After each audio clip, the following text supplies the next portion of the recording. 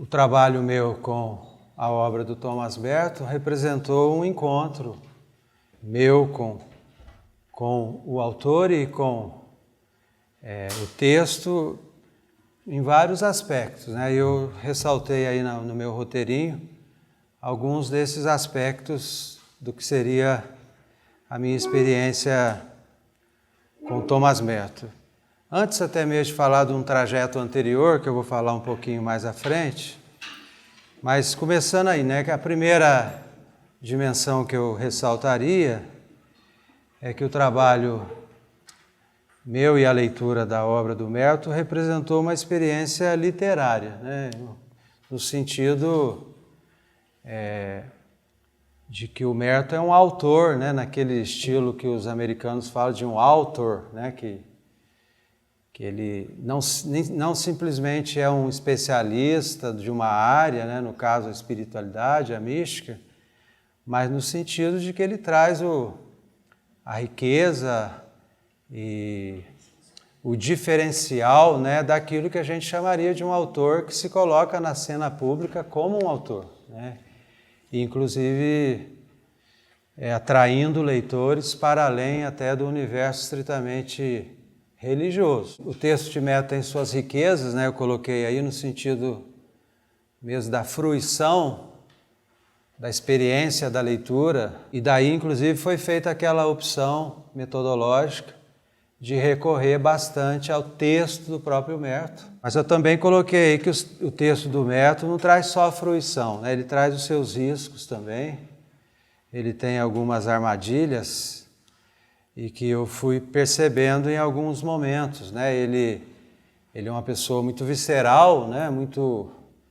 Vive muito plenamente o seu momento, né? Eu cheguei a comentar no texto o paralelo da autobiografia dele com a própria autobiografia de Santo Agostinho e o quanto que os dois lembram, quer dizer, viveram plenamente sua juventude, né? Viveram plenamente sua mundanidade, digamos assim, e depois também mergulham plenamente na sua espiritualidade. E o texto de Merton, ele retrata muito disso, né? Muitas vezes ele faz afirmações assim radicais, absolutas, um pouco na linha do texto da mística mesmo. E às vezes ele, revendo o texto que ele mesmo escreveu, ele descarta e aí depois eu fui percebendo que na realidade precisava atenuar um pouco a força dessas expressões para não perder a percepção do quadro, né? E de certa maneira então todos os textos, todas as fases e todos os momentos são marcados pela grandeza própria daquele momento, não é isso? Em alguns momentos, eu cheguei a mencionar isso também, que o texto, Merton tem uma autoexigência, né? Ele cobra de si de uma forma assim, um pouco exagerada.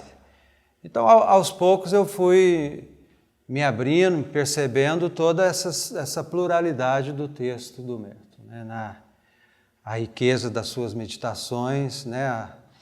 Das suas reflexões, né, da experiência da solidão, a incisividade, né, das suas posições sociais e a sabedoria com que ele transitava por esses textos todos, sabendo acionar eles, né, no seu momento e muitas vezes, às vezes num texto também de uma intervenção, ele mergulhava na sua própria reflexão, né? E muitas vezes a gente se emocionava ali no convite que ele fazia. Eu coloquei também, né, que uma outra experiência da pesquisa, o segunda flechinha aí, né, que seria da ordem do exercício contemplativo mesmo. Quer dizer, embora o Merton não se coloque muito nessa posição de místico no sentido convencional da palavra, no sentido clássico da palavra, mas não há dúvida nenhuma de que nós estamos diante, né, de um dos trajetos de uma experiência mística mais intensa do cristianismo no século XX. E, sobretudo, alguns textos, né, no meu trabalho, vocês devem se lembrar, eu mencionei alguns textos especificamente, Novas Sementes da Contemplação, né, na liberdade da solidão, o trabalho de cela, né, então são trechos em que particularmente, né, está de forma muito vigorosa, muito profunda, muito rica, o Merton contemplativo, né, que convida por exercício contemplativo. Na leitura que o texto recebeu da banca e de outros, e do círculo nosso da convivência, alguns chegaram a falar que talvez se o trabalho tem um momento assim mais fulgurante, talvez fosse o capítulo dedicado ao trabalho de cela, né? Se no texto meu não teria essa grandeza, mas com toda certeza no percurso de Merton talvez seja um dos pontos altos mesmo. Essa experiência da solidão e do silêncio, esse confronto consigo mesmo, né, em pleno século XX, numa experiência assim impressionante, né, de escavamento, de escavação da sua própria, do seu próprio eu, né, dos seus próprios fantasmas, né, das suas próprias questões. Eu coloco aí também que o encontro com o texto de Merton representa uma experiência existencial, no sentido de que ele é uma referência para um trajeto de vida, tanto no sentido de que ele traz um caminho, uma possibilidade, uma direção, né? Mas no sentido de que ele convoca assim, um pouco profeticamente, um pouco... convoca o leitor, me convocava, me sentia dessa maneira. Eu tive agora, depois da publicação do livro, em alguns eventos aí dessa questão do centenário, e tive um contato um pouco com esse grupo do Brasil, que é a Sociedade dos Amigos Fraternos, de Thomas Merton, que não é um grupo acadêmico, é um grupo mais de leitores de Merton, né, que ao longo dos anos foram tendo afinidades e se encontram mais na perspectiva da própria espiritualidade mesmo, né? E ficou mais claro para mim, né, quantas pessoas tem no Brasil, né, e deve ter no planeta todo, que tem em Merton uma referência mesmo existencial mesmo, eu acho que diria essa palavra, né, no sentido de um companheiro de viagem, no sentido de uma referência central, né, das opções, das escolhas, da maneira como conduz a própria vida e como conduz a própria espiritualidade. Mas, obviamente, por que eu coloco confronto e confronto? Porque, obviamente, não é um texto piegas, não é um texto romântico, não é um texto... É um texto que o tempo todo nos chama, nos convoca para posições, para atitudes, né? E mesmo naquilo que se diz, que se refere especificamente ao que seria a mística, mesmo nesse universo especificamente aí, como todo texto autenticamente místico, digamos assim, ele coloca um certo desconforto no leitor, no sentido de que convida para uma posição ousada, né, e nesse sentido. Coloquei também aí que representou uma experiência interreligiosa, em dois níveis pelo menos, né? Num nível vocês viram no texto que é o fato da obra do Merton ser um amplo diálogo interreligioso, né? E em vários níveis, né? E dediquei um tópico a essa questão especificamente, e hoje a gente consegue dimensionar melhor o lastro desse diálogo, né, com todas as vertentes, né, com o judaísmo, com o sufismo, com o budismo, o zen budismo, né, com o protestantismo especificamente, né. Mas no meu caso especificamente, isso representou uma dimensão, uma experiência interreligiosa no sentido pessoal da palavra, né?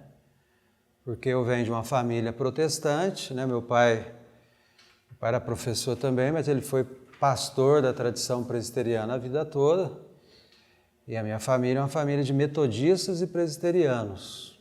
E desde tive a felicidade, eu menciono rapidamente no final do trabalho, tive a felicidade de crescer num lar, num ambiente protestante, mas com essa literatura ecumênica e interreligiosa presente na biblioteca da família desde sempre. Então já cresci um pouco com essa abertura, mas de qualquer maneira tem um elemento mais pessoal e subjetivo que muito cedo se manifestou, né, de uma certa convocação assim, que vem do campo da mística. Em vários momentos, né, eu me lembro bem do meu primeiro ano da faculdade, de uma das minhas graduações, que foi de teologia também. Eu tinha um professor de história da igreja, chamava Riley, Duncan Riley, uma pessoa muito amorosa, mas fazia uma historiografia no estilo americano, meio de datas, assim, pouco reflexiva. E eu me lembro quando ele chegou na Idade Média, ele pulou rápido. E eu cobrei dele, falei, mas eu estava esperando ansiosamente para estudar os místicos renanos, para entrar naquele universo ali, que é uma das fontes de Lutero, né? Lutero bebe na fonte dos místicos renanos profundamente. E eu cobrei isso na aula, era o primeiro ano ainda de faculdade, tanto que na aula seguinte ele voltou para trabalhar um pouco, né, no limite ali que ele podia. No mestrado, embora eu tenha trabalhado na área de letras, eu também toquei um pouco na questão do discurso místico, já me interessava ali que eu trabalhava um pouco a ideia do discurso místico como um discurso que escapa um pouco a uma ortodoxia. E eu explorei muito isso do ponto de vista mais da textualidade mesmo, da Santa Teresa e outros autores assim da mística, que a gente vai voltar a falar. Então, para mim representou assim a experiência do doutorado aqui com o Faustino, por várias razões, né? Ela representou em si mesma uma experiência de diálogo interreligioso, né? Em que eu fui vivenciando outras perspectivas e entrando no mundo do mérito também. Então é uma outra coisa que eu não poderia deixar de falar. Também é uma experiência teológica, no sentido de que cheguei a comentar no meu texto que o mérito não, os estudos até onde eu li, né, ele não se caracteriza como um teólogo no sentido convencional, e ele mesmo nunca reclamou para si essa posição. Mas é óbvio que a gente tem aí uma teologia refinada, elaborada, né, e abrangente. Como eu mencionei no texto, mais na lógica de uma sofia, né, de uma sabedoria e não de uma ratio, não de um logos, né, seria mais na tradição de uma inteligibilidade sapiencial, talvez a gente pudesse dizer assim, né? E talvez pelo temperamento dele mesmo, né, Faustino? Mas além disso, as referências dele, né? Porque ele tem a referência da literatura, fortíssima, e a referência da mística cristã, né? De Santa Teresa, São João da Cruz, né? Não teria como não ter nascido um texto no estilo dele com esse tipo de referência, com esse tipo de fonte na qual ele bebeu, né?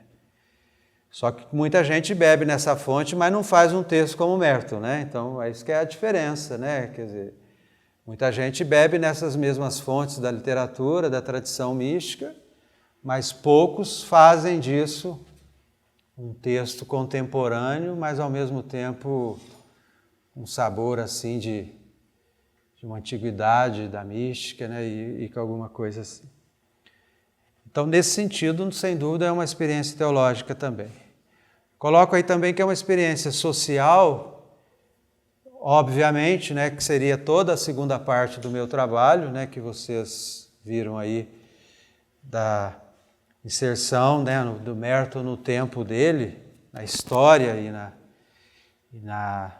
na realidade cultural, naquele caldeirão ali dos anos 60, né, nos Estados Unidos, e o quanto que ele mergulha naquela realidade, né, e se torna um protagonista, né, mesmo dentro do mosteiro, um dos grandes protagonistas daquele momento efervescente.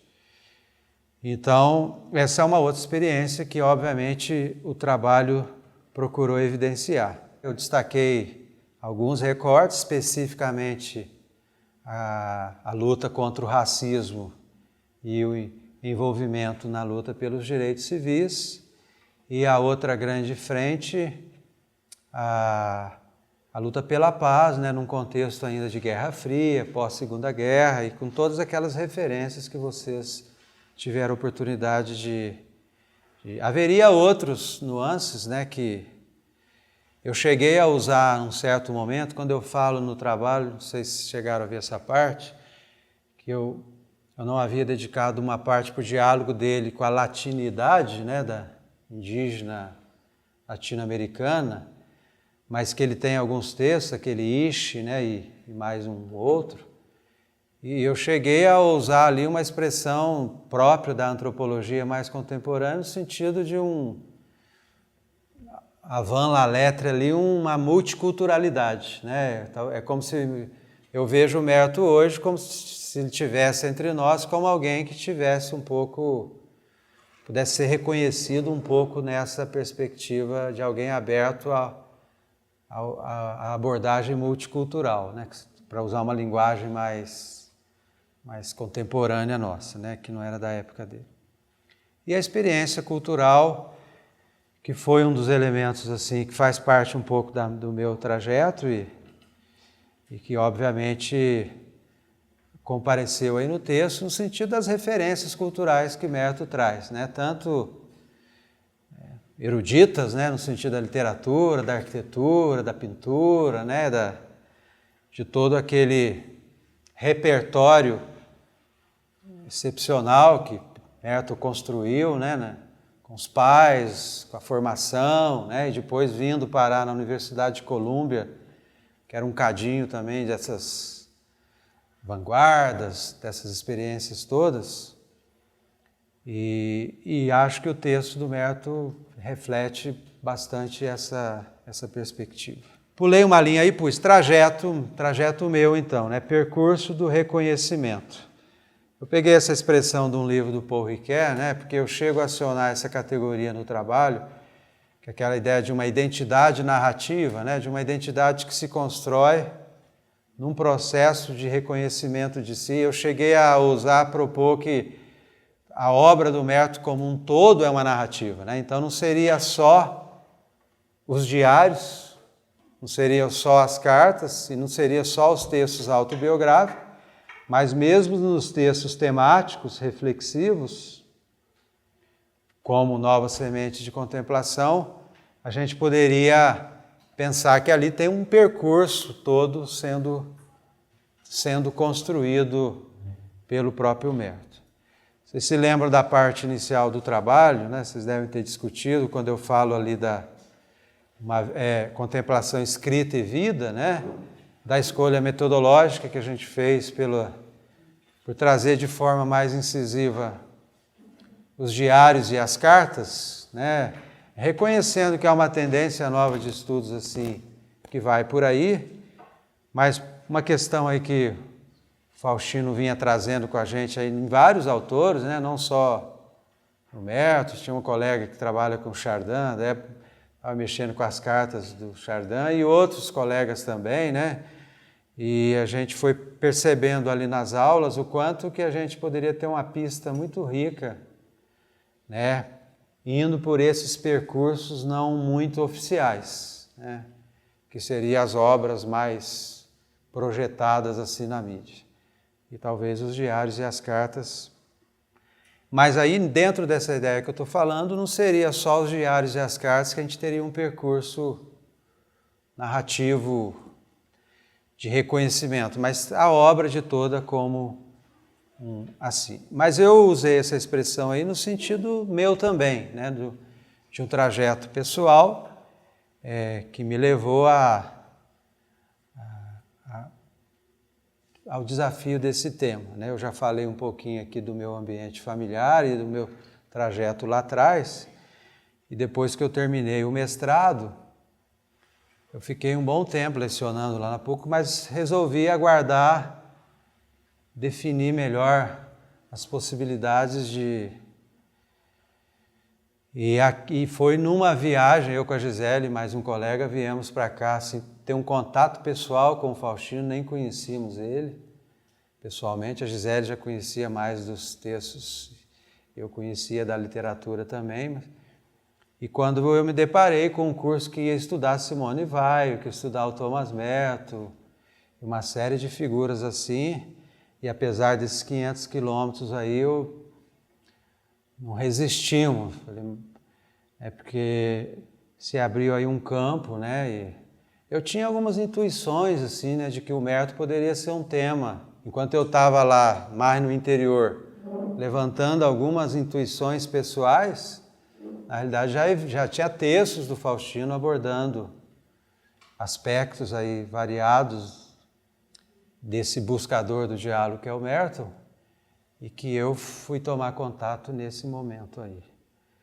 E aí se abriu toda uma possibilidade, né, e toda uma bibliografia nova, sobretudo o que a gente poderia chamar de mertoniana, né, que é o que não está traduzido, que são esses biógrafos, estudiosos e acadêmicos, que a maior parte está disponível só no inglês. O processo de elaboração do texto e da pesquisa, né? Como é que eu cheguei nesse texto aqui, né? Como é que ele foi virando esse trabalho?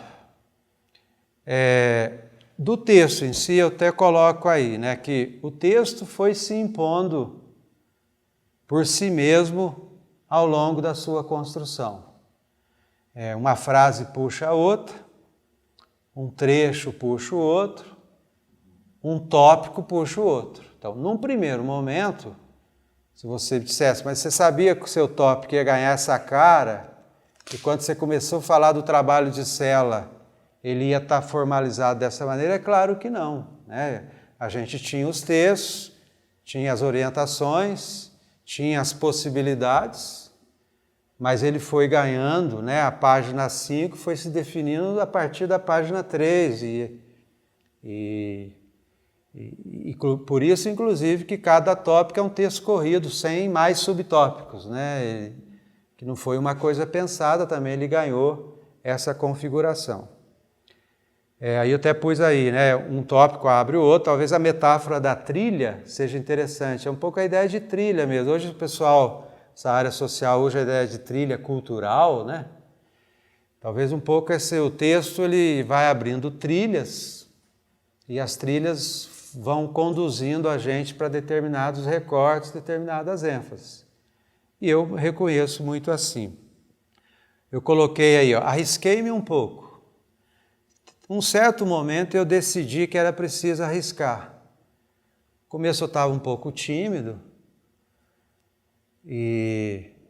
mas depois eu percebi, eu vou exteriorizar o que eu estou achando, né? A gente tinha uma rotina de orientação que a gente trazia pedaços, né, da construção para o Faustino com os colegas, e a gente lia conjuntamente. E a partir de um certo momento eu achei que eu devia arriscar o que eu estava lendo no texto do Merton, correndo o risco de não ser por aí, né? Mas a maneira como isso foi ecoando no grupo e na orientação foi me estimulando a continuar arriscando. É claro que, de certa maneira, cada autor é um pouco o meu autor, né? Ele tem um pouco a minha cara também, mas não é só isso, né? Ele é um pouco o diálogo do que eu estou lendo, daquilo que ele oferece. Eu acho que é uma questão de hermenêutica mesmo, né? Entre o autor e o leitor, a mediação do próprio texto e essa negociação aí de até onde eu posso ir, até onde o texto me permite ir e até onde a gente consegue vislumbrar que o Merton pretendia dizer. No meu caso é um risco, acho que valeu a pena, porque possibilitou aí talvez uma leitura pessoal de algumas questões, né? Coloco aí a orientação, né? Na realidade são percursos de uma relação, de uma troca e de uma construção conjunta, né? Tem o que tem nesse trabalho de mérito tem muito aí dessa troca com o Faustino, né?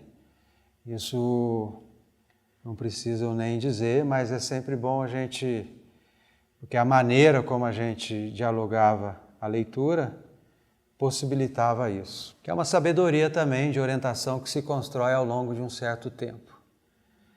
E eu falei que agora há pouco que uma frase puxa a outra, uma coisa puxou a outra, mas teve uma coisa que foi trabalhada intensamente. E só depois disso que veio essa fase das trilhas, que é a fase que a gente montou a estrutura básica da pesquisa, que seria o esquema, né? Foi uma coisa que a gente ficou um semestre exaustivamente no grupo, e no meu especificamente. Então, várias vezes a gente pensou, né, o número de tópicos, uma maneira de... E um dos aprendizados que eu tive nesse processo é o quanto vale a pena perder tempo nessa fase com essa estruturação, né, porque era tão gigantesca a floresta, né, de leituras, que o que eu vou beliscar ali, né? O que eu vou buscar? Eram tantas as possibilidades que no momento que a gente conseguiu fechar essa ideia de duas partes e esses tópicos, e inclusive os títulos provisórios, mas um provisório já bem assertivo, e às vezes por uma questão de um subtítulo a gente não ficava satisfeito, não só o meu esquema, dos colegas também que estavam nas disciplinas, né, na orientação. Às vezes a gente ia para casa de um mês para o outro, às vezes para repensar só um subtópico da estrutura como um todo. Até que ele foi se arredondando, foi se definindo, né, e quando se definiu, aí tudo ficou mais fácil, né, porque aí ficou bastante claro qual era o percurso, qual era o trabalho, o que eu queria buscar, onde eu ia chegar. É claro que isso implicava de uma leitura do todo, mas uma leitura do todo que sabia o que estava querendo buscar, né? É uma das grandes decisões metodológicas, digamos assim, que foi muito importante para mim. Bom, a publicação e desdobramentos. O livro foi publicado, acabou se viabilizando, né, nessa coleção nova da Paulus, e foi publicado em agosto do ano passado, e aí algumas experiências foram surgindo a partir daí, bastante interessantes, né? Tanto os eventos assim ligados ao livro, como esse contato que eu acabei tendo de novo com a sociedade, além então do ambiente acadêmico que já tínhamos aqui, em parceria com o pessoal da PUC de São Paulo, a PUC do Rio, esse núcleo de reflexão, abriu um pouco o diálogo, acabou saindo uma publicação comemorativa dos 100 anos do Merton, né, que o Faustino contribuiu também, e que não deixou de ser uma experiência interessante. Eu tive lá em São Paulo, no Mosteiro de São Bento, em janeiro, no dia 31 de janeiro, que foi o aniversário, né? E para mim era mais fácil ir, porque lá, ao contrário daqui, é bem pertinho de São Paulo. E foi uma experiência muito impressionante, assim, porque os monges, eram poucos monges, mas eles cantaram um canto gregoriano muito puro, e eles tiveram o cuidado de recuperar, através de alguns contatos, com o Dom Bernardo lá do Paraná, que é o abade trapista que tem no Brasil, de recuperar qual foram as músicas cantadas na cerimônia fúnebre do Merton. Então, quer dizer, a igreja do Mosteiro de São Bento ela é muito imponente, assim, né? E aquele canto gregoriano, e sobre essa situação, né? Ela foi assim uma experiência muito bonita e muito interessante. E outras situações, eu até trouxe aqui, não sei se seria o caso, que se para além até de uma projeção maior, alguns pequenos prazeres que surgem da experiência de quem, né, publica uma obra, né? Então, num certo dia eu recebi um e-mail de uma pessoa chamada Marta. Vocês me desculpem, mas vou ler só um trecho. E ela me mandou esse e-mail no dia 9 de novembro, foi num domingo. Assim, prezados Sibelius, boa tarde. Gostaria de ainda estar lendo sua obra Thomas Merton, Contemplação no Tempo e na História. Pertence a livros que não gostaríamos que terminasse, que mais outra vez leremos, nem que seja aqui e ali. Com prazer fui acompanhando sua narrativa. O seu livro que se fez meu, está todo ele cheio de pequenas anotações a lápis do início ao fim. Não me cansou rever em sua viagem referências a tantas passagens sobre Merton. Leria mais. Tenho tudo de Merton em português, desde os meus 22 anos. 1961, foi o primeiro contato dela. Devorava Merton. Não leio inglês, espanhol e francês sim. Não sou acadêmica, sou apenas uma pessoa que se identifica com os místicos, que viveram perplexos nesse mundo socialmente injusto e por tantos momentos cruéis e repletos de barbáries, como na atualidade. Quem me falou do seu livro foi o professor Faustino, aqui no Rio de Janeiro, depois de uma conferência que ele deu na Associação Brasileira de Letras, a ABL. Falei de Merton, ele me indicou o seu livro. Aí ela destaca, Merton, um louco de Deus, um profeta bíblico, anos à frente de sua época, mergulhou no abissal, não teve medo do tenebroso. Na história da cristandade católica, nesses 500 anos, me encantam Erasmo, Teresa de Ávila, João da Cruz, Thomas Merton, Charles Foucault, Dom Helder, Chardin, são meus ícones. De Jesus Cristo até a Idade Média tem outros, claro. E aqui a parte que eu achei mais interessante. Por que estou lhe escrevendo? Para simplesmente dizer que seu livro é precioso e importante para a humanidade, onde silêncio, espiritualidade, interioridade, contemplação e misericórdia humana, social, aparentemente foram deixados de lado, abandonados. Geralmente, obras acadêmicas são enfadonhas, destaca ela. Li com paradas reflexivas, em citações profundas. Poucos conhecem Thomas Merton ainda. Sou feliz em ter seu livro. E aí ela pede uma informação sobre o livro Cartas aos Escritores, como é que eu consegui. Sentiu falta de um elemento ou outro, e diz assim, bonito terminar com Ishi, obra preciosa, sonho termos essa obra em português. E só no final ela diz, sou prima da queridíssima e saudosa Elze, que é a irmã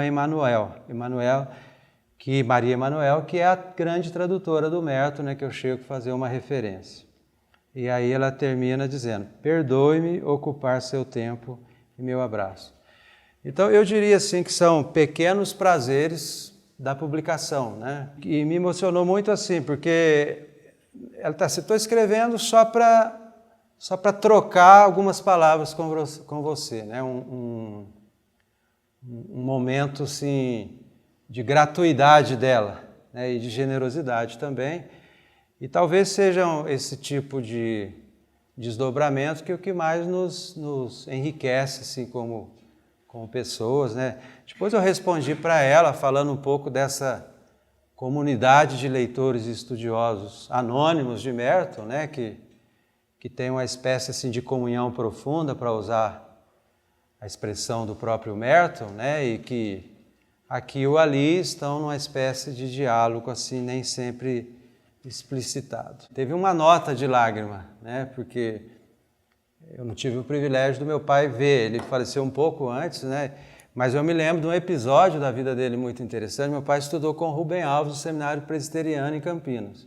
Ficaram muitos anos sem se encontrar e muitos anos depois eu levei para casa um livro na época da faculdade, que é aquele Protestantismo e Repressão, alguma coisa. E eu levei para casa o livro, meu pai puxa, do Rubem Alves, nunca mais vi ele. E num certo momento o Rubem Alves fala do capim gordura. E aí o meu pai consegue o endereço, manda uma carta para o Rubem Alves e fala, puxa Rubem, será que você lembra de mim? Eu sou o Gerson, lá de Campinas. E fiquei emocionado quando você fala do capim gordura, que me remeteu à minha fazenda que eu... E depois o Rubem Alves citou essa carta muitas vezes em vários livros posteriores, porque ele também ficou impressionado com essa ideia de alguém que, tantos anos depois, resolve falar do capim gordura, né? Ao invés de perguntar, e aí, os teus títulos, onde você está dando aula? Quer dizer, vai falar. E aí o Rubem lembrou direitinho do sermão que meu pai tinha feito lá no seminário, e aí criou-se reatou-se o contato, né? Então tem ocorrido assim bastante situações muito enriquecedoras aí, algumas mais acadêmicas, outras menos, mas que tem sido muito rico, né? Eu pensei em acrescentar aqui hoje algumas reflexões sobre o livro Reflexões de um Espectador Culpado, e que é um texto que eu acho que é interessante também. Então eu escrevi aí, né? Optei por trazer alguns elementos dessa obra que não explorei muito na tese. Ele é parecido com a coletânea Merton na Intimidade, essa que a gente vai falar um pouco hoje. A diferença, talvez, é que ela foi organizada pelo próprio Merton, né? Então, ela é como se fosse uma coletânea igual àquela, só que com essa chancela de o próprio Merton ter selecionado esse texto. E ele me parece ser um texto particularmente atual. Ele foi concluído em 1965 e foi publicado em 1966. Então é no auge ali, né? O Merton está plenamente mergulhado naquela... A mudança dele veio desde 58, né? Tanto o envolvimento social mais forte, como aquele olhar mais voltado para o Oriente.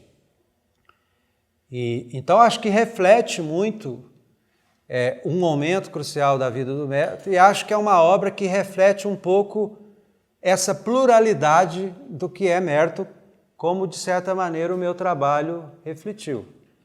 Então eu até sugeria, quem depois então tiver uma oportunidade, vale a pena pegar o livro também, né? Eu coloco aí, né, que eu utilizei algumas expressões como multidimensional, que Merton é multidimensional. Cheguei a falar com uma perspectiva caleidoscópica, cheguei a falar em radar, né? No livro que o Dom Bernardo escreveu nessa coletânea comemorativa, que tem o texto Faustino também, 100 anos do Merton, o Dom Bernardo teve uma sacada que eu achei muito legal. Ele talvez um estrangeiro, valorizou melhor uma coisa nossa que eu não tinha me dado conta, que é o conceito de antropofagia lá do movimento modernista. E ele ousa, né, ele, com um olhar estrangeiro, dizer, olha, o Merton é uma espécie de antropofágico.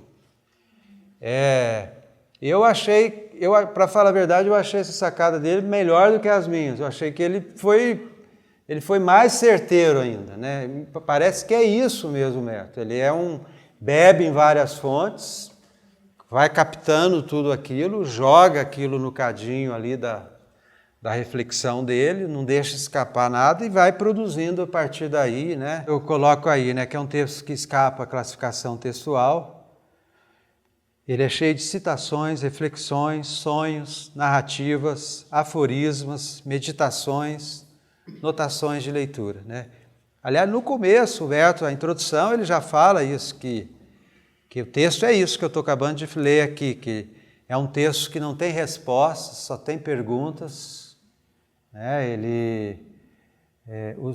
O livro consiste de reflexões pessoais, intuições, metáforas, observações, juízos sobre leituras, extraídos dos cadernos de nota dele.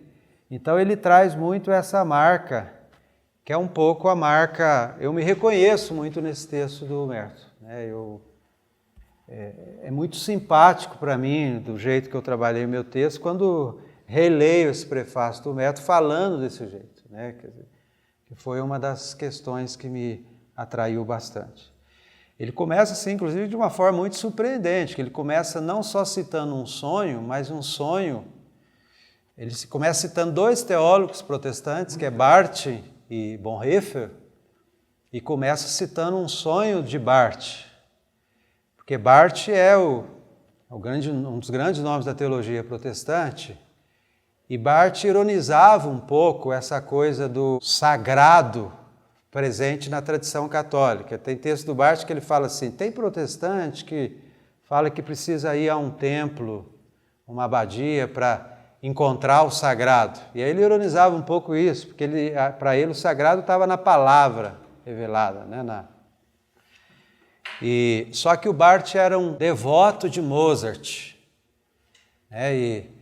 E o Merton brinca que ele teve um sonho, né, com o Barth, porque o Barth todo dia de manhã, antes de começar o seu trabalho do dogma, que é a famosa dogmática do Barth, ele tocava um trechinho de Mozart. E aí ele diz, tem uma frase do Mozart, que o Mozart diz que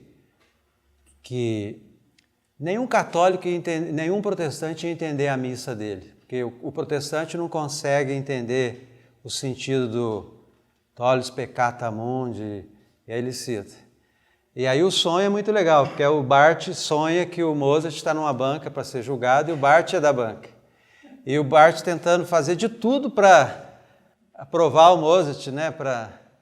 Porque ele é fã do Mozart, mas ao mesmo tempo... Então é um jeito muito legal, quer dizer, um jeito muito, muito surpreendente de imaginar um jeito de começar um livro, um monge contemplativo, né, naquele contexto. Também a estrutura do livro expressa bem essa perspectiva múltipla do itinerário de Merton, que meu estudo procurou explorar. Então, como é que está dividido esse livro do Merton? O sonho de Barth, que entra muito no diálogo interreligioso. Verdade e violência era interessante, que é um pouco a questão social daquele momento.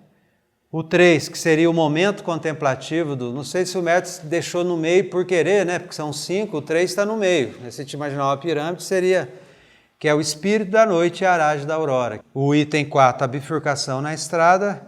E o item 5, o louco corre para o leste, que é o movimento. Então, acho que está tudo aqui. Quer dizer, só de olhar a estrutura do livro, quer dizer, é uma estrutura muito diferente do meu trabalho, mas de alguma maneira ele reflete todos esses nuances, né, de uma maneira muito prazerosa, porque são trechos. E eu destaco aí o item 3, espírito da noite e aragem da aurora.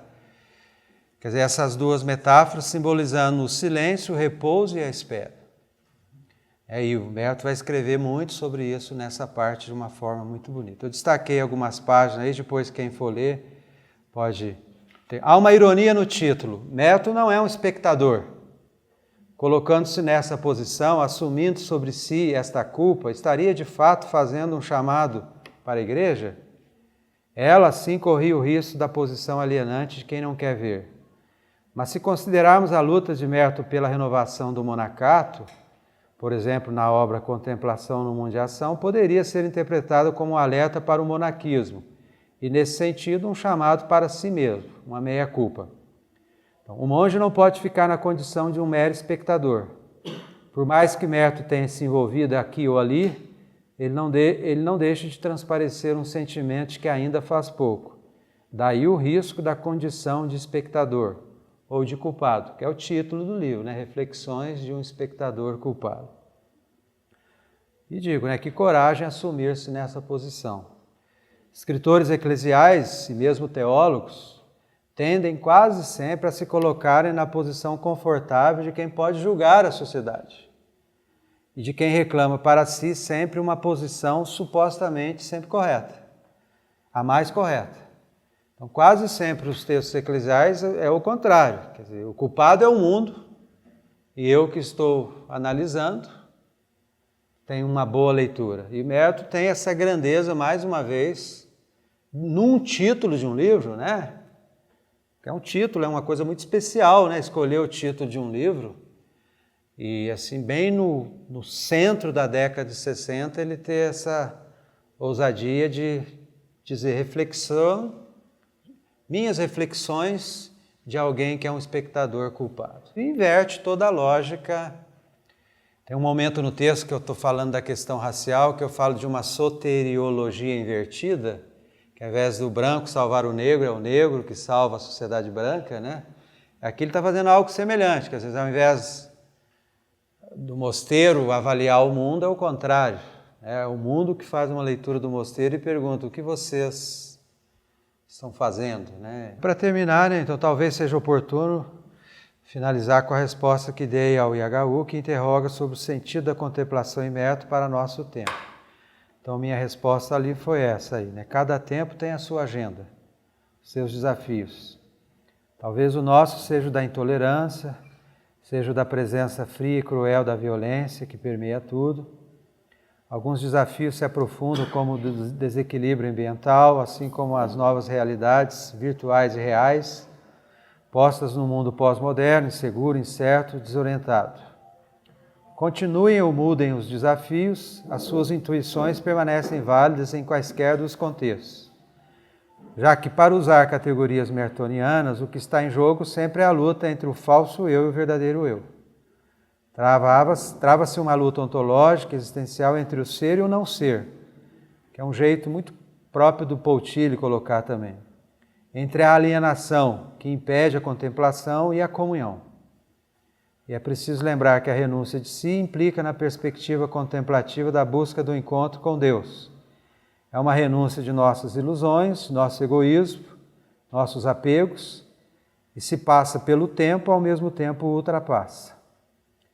Pessoalmente, dado o tipo de sociedade em que vivemos, marcado pela opulência, pelo hiperconsumismo, pela ambição econômica insaciável, pela espetacularização da vida, pelo desfile de egos gigantescos, inclusive nas religiões, dentre tantas outras características, tendo a tirar uma lição central em mérito, que é o convite para o desapego e o esvaziamento, para a simplicidade e para o desprendimento. Penso estar aí um aprendizado que pode vir da experiência contemplativa e talvez uma saída enquanto modo de viver para nossos impasses civilizatórios. Esse é um dos aspectos que eu quis enfatizar.